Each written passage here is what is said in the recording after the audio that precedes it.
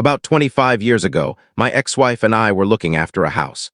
We'd been there for a few weeks and noticed an eerie sensation when climbing the stairs from the basement, like something might grab you the moment you switched off the light. Otherwise, the house felt normal.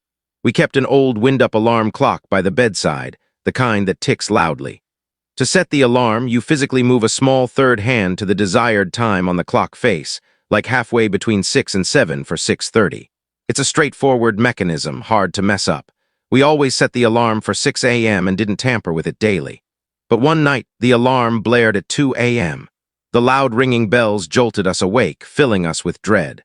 I saw a small, shadowy figure about 2 feet tall dart out of the room.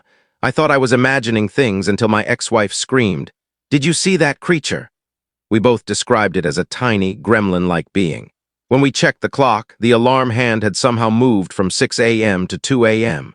That's the whole incident. It terrified me, and I still can't explain it. Nothing else strange happened in that house, but the creepy basement feeling never went away. This didn't happen to me directly, but to my dad when I was a toddler. My parents' bedroom and the one I shared with my brothers were connected by a long hallway, allowing a clear view from one room to the other. Our parents positioned their bed to see into our room easily. One night, my dad was looking across the hallway and spotted an eerie, dark face peering upside down from the top of our doorframe, like a lizard clinging to a wall, staring back at him. Skeptical, he thought he was seeing things until my mom whispered, "Did you just see that thing in the kids' room?" My dad bolted into our room but found nothing. It only happened once as far as I know. When I was 9, I was biking on a quiet rural road and came across a torn garbage bag filled with a red, sludgy liquid and white sticks. To my young mind, it looked like blood and bones, but having lived a sheltered life, I'd never seen such things, even in movies. I convinced myself it wasn't what I thought. Why would a bag of blood and bones be out here? 2 days later, I returned to check, planning to tell an adult if it was still there. The bag was gone. Now, as an adult with more experience, I'm certain it was blood and bones. I reported it in my 20s, hoping it might help solve a cold case. That experience still unsettles me. In 2013, I was jogging along a quiet gravel trail, a well-known but not busy rural path. The nearest parking lot was a couple of miles away, and I was heading back to my car. From a distance, I noticed a man walking toward me. As I got closer, something felt wrong. He was an older man, maybe in his 70s, with gray skin, gray eyes, gray hair, and an all-gray sweatsuit. He was smiling, a wide, toothy grin that didn't seem like a greeting. He carried a black plastic bag over his shoulder. At about 200 meters, his unwavering smile unnerved me. At 20 feet, I felt sick to my stomach. I waved, but he didn't react, still walking in the middle of the path. I had to step onto the grass to pass him, and as I did, a wave of nausea hit me, accompanied by a stench worse than anything I'd ever smelled, like death but more vile. I sprinted away, and after about 200 meters, I looked back. He was gone.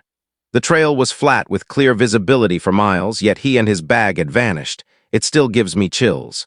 While studying in the UK during college, I lived in a house with other American students who shared tales of a ghost, a girl who had died there. I didn't believe the stories but played along. The kitchen had one entrance, and just inside to the right was a padlocked cellar door where the ghost supposedly lingered. I had the only key. Around Thanksgiving, feeling homesick, we planned a group meal. The small kitchen appliances meant creative cooking schedules, so one housemate stayed up late to start the turkey. That evening, we went into the cellar, my first and only time, to grab larger cooking tools. At 2:04 a.m., I woke to my door rattling like someone was pushing it. Thinking it was a housemate at the wrong door, I ignored it. Then I heard a faint, scratchy female voice saying, "Hello?" every few seconds. Assuming it was a drunk person outside, I went to close my open window, but no one was there. Suddenly, the "hello" came clearly from behind me. The door rattled again, and then silence. I'd had night terrors before and sometimes hallucinated with fevers, so I assumed I was dreaming and went back to bed. At 7 a.m., the housemate cooking the turkey, without knowing my experience, said she'd had a creepy night. At 1:50 a.m., she heard footsteps climbing the cellar stairs and the door rattling. At 2:10 a.m., the door rattled again, followed by footsteps descending. Her story aligned with mine, and it spooked me.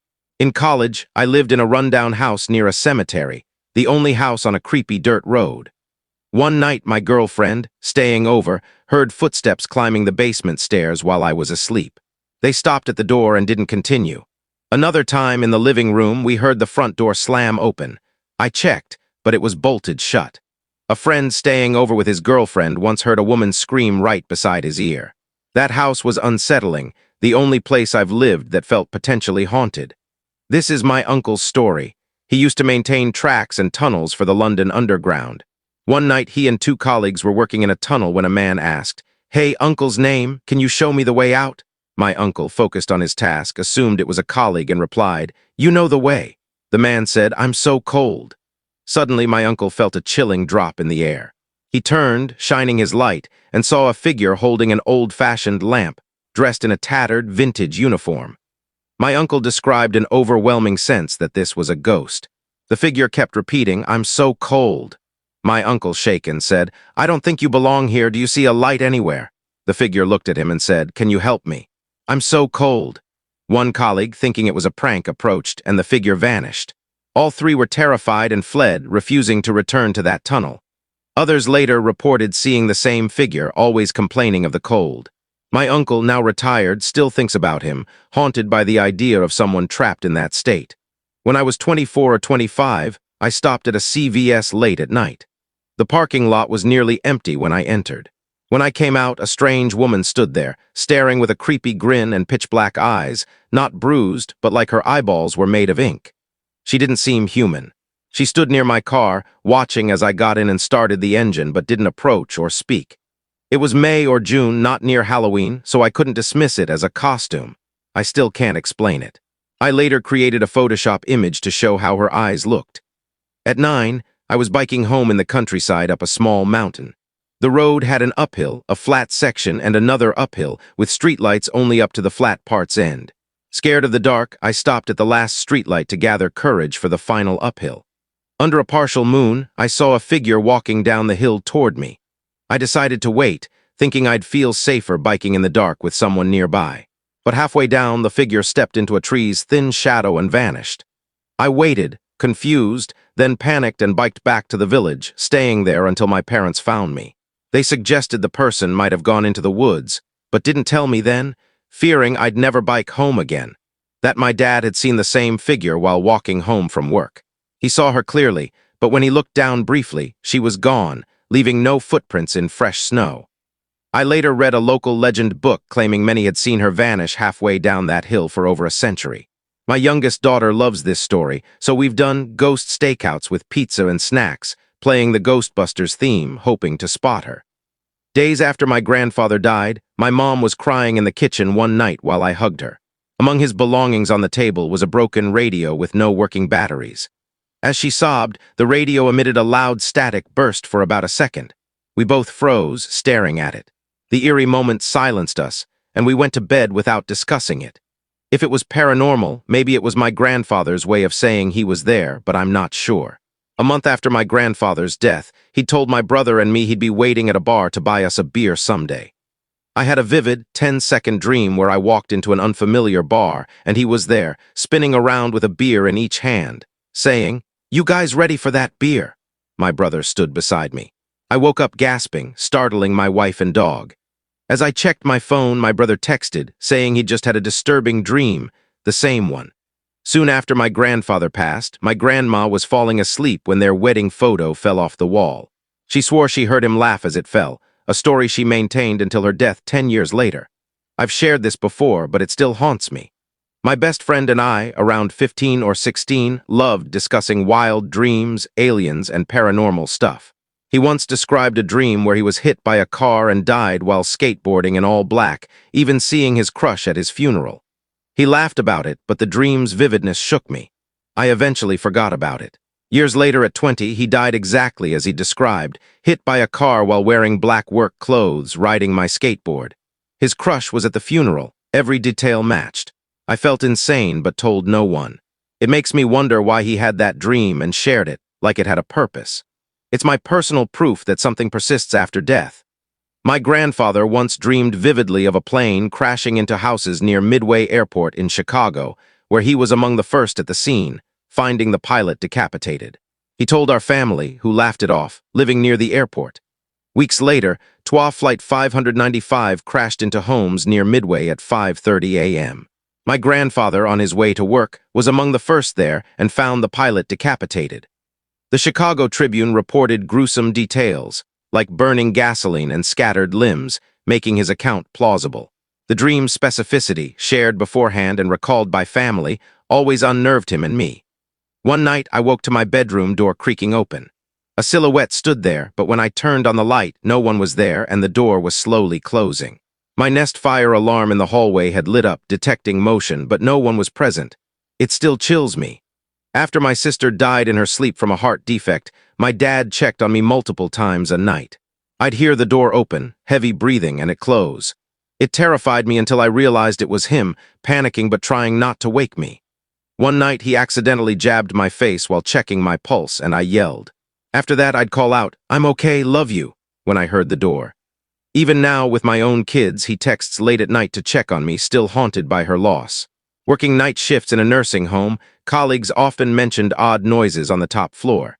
I didn't believe in ghosts and always did night checks alone. One night, while changing a resident with a colleague who heard footsteps, I went to a cupboard down the hall for bedsheets.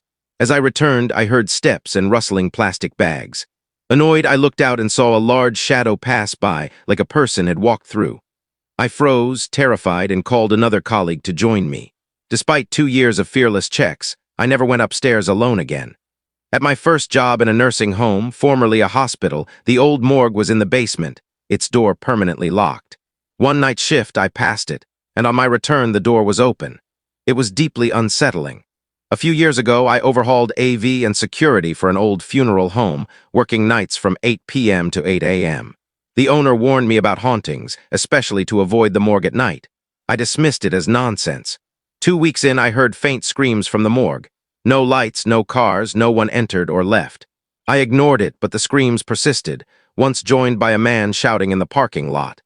Fed up, I entered the morgue during a scream and found a TV playing an 80s slasher film in the dark. In the next room, a faint light glowed under the door.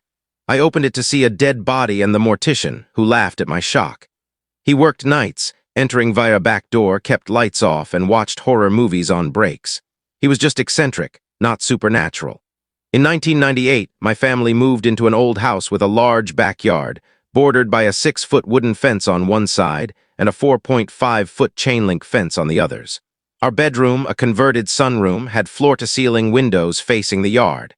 My bed's headboard was against the windows, my brother's bed opposite facing them. Late one night, we were chatting when my brother whispered, "Don't move. Be quiet." He pointed behind me. I sat up and saw a massive dog-like head nearly touching the glass, staring in. I screamed, and it ducked under the window, ran, and leapt the chain-link fence into the dark. My parents rushed in, and my dad, with his shotgun, searched the yard but found nothing. He dismissed it as a nightmare, and since my brother wouldn't confirm, I was sent back to bed. An hour later, too scared to sleep alone, we huddled in my brother's bed, watching the windows. A huge creature, mid-shoulder to the fence, walked along it on all fours, sniffed the ground, circled, and jumped into our yard. It approached the window, nose to glass. As my brother stepped off the bed, a loud bang and flash of light hit the creature, knocking it sideways. It ran, clearing the fence, alley, and neighbor's yard in a 15 to 20-foot leap, vanishing into the darkness. My dad, shotgun in hand, burst in, yelling to leave. We stayed in a hotel that night. My mom refused to believe us, but we moved 6 months later.